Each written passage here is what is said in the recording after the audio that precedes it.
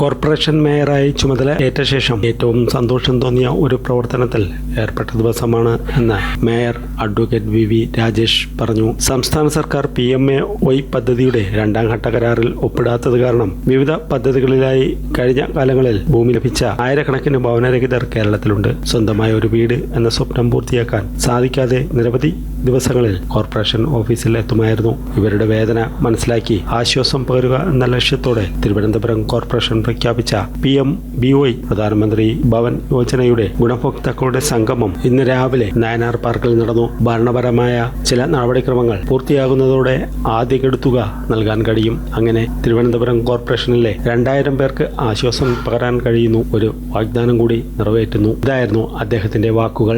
ഭവനരഹിതരായ എല്ലാവർക്കും സ്വന്തമായ വീട് ഉറപ്പാക്കുക എന്നതാണ് പ്രധാനമന്ത്രി ആവാസ് യോജന ലക്ഷ്യമിടുന്നത്. സാമ്പത്തികമായി പിന്നോക്കം നിൽക്കുന്നവർ, കുറഞ്ഞ വരുമാനമുള്ളവർ തുടങ്ങിയവർക്കാണ് ഇതിന്റെ ആനുകൂല്യം ലഭിക്കുന്നത്. കേരളത്തിൽ ലൈഫ് മിഷനുമായി ചേർന്നാണ് ഈ പദ്ധതി നടപ്പിലാക്കുന്നത്. പുതിയ വീട് നിർമ്മാണത്തിന് നിശ്ചിത തുക ഗ്രാന്റായി നൽകുന്നു.